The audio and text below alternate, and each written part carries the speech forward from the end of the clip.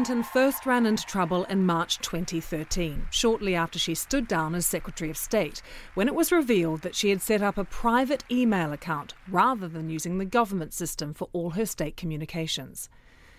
In December last year, she provided thousands of pages of emails in response to a request from the State Department. In March this year, Mrs. Clinton said she wanted her emails to be made public, but clarified that emails she deemed personal had already been deleted. Mrs. Clinton has now agreed to hand over to the FBI the private email server she used while serving as US Secretary of State. 2 of the 4 classified messages discovered in the emails already turned over were labelled top secret. What kind of implications does that have? Well, this is what's being reported. I believe the person who's found them has not been named, but I'm not sure. I mean, this is one of those conspiracy theory things that's been going on for a couple of years, that somehow in these emails, that Hillary Clinton was using a private email rather than State Department email in discussions about Benghazi.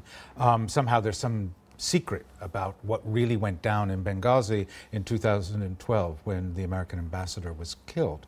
I'm not sure it makes much difference. It's very interesting. Politico, on the homepage front this morning, has this story, obviously, but it also has one about Secretary of State John Kerry, in which the headline is basically, Kerry has told his counterparts in Russia and China, I know you're reading my emails. Because, in this day and age, everyone is trying to break the high-level security of everybody else.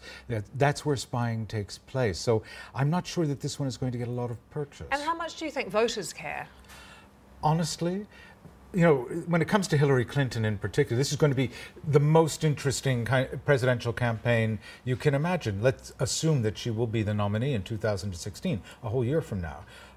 Most of the country's made up its mind, one way or another, about Hillary Clinton.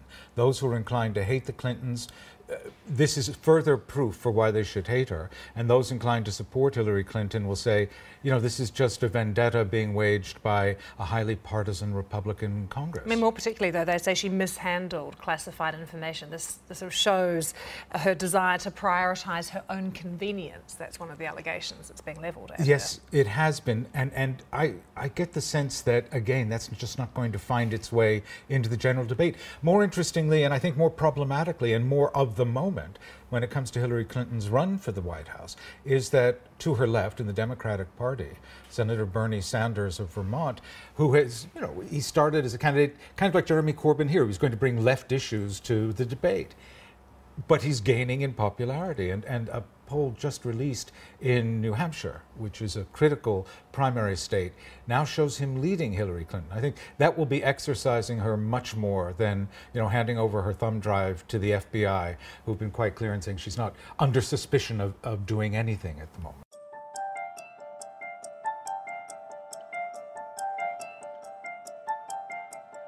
Listen carefully, and you can even hear it breathing.